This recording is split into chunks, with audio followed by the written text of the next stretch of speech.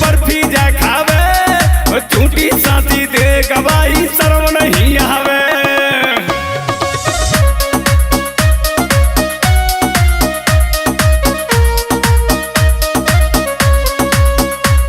और रोजीना तारीख पर तू बर्फी जा खावे झूठी साथी दे गवाही शर्म नहीं आवे।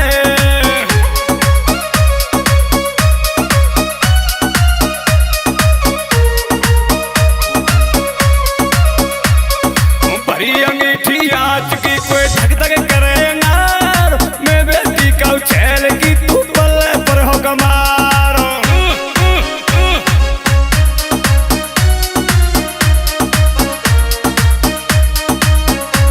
हाँ भरी अंगीठी आज की कोई धक धक करेगा मैं बेटी का उछेल की तू पल्ले पर हो कमार।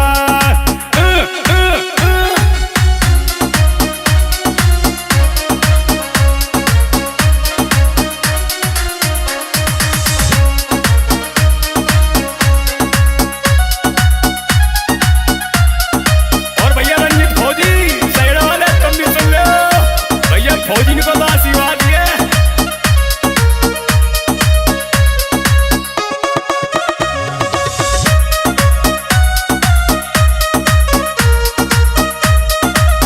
और कहा बता रहा सीतो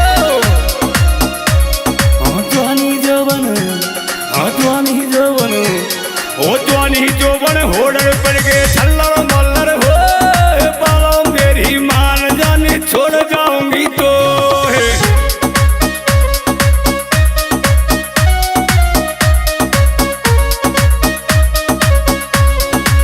ही जौवन होड़न पर गे झल्लर मल्लर हो कहता बालम मान जाने छोड़ जाऊंगी तो राजेश दूर के रंगामा सीतो और राजेश धूड़ी दोनों आमेंगे जोधा डीजे पे छोरा धूम मचाएंगे।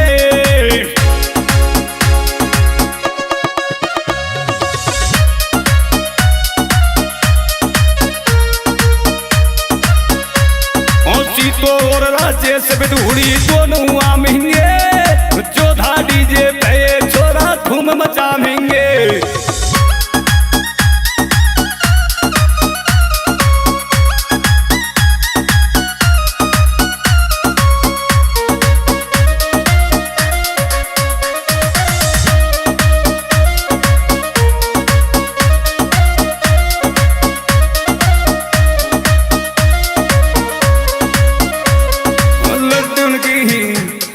लड्डून की बुरसेट लूगरा चलो जलेबी को मंगवा दे भरतार लिया खत्म सहेली को।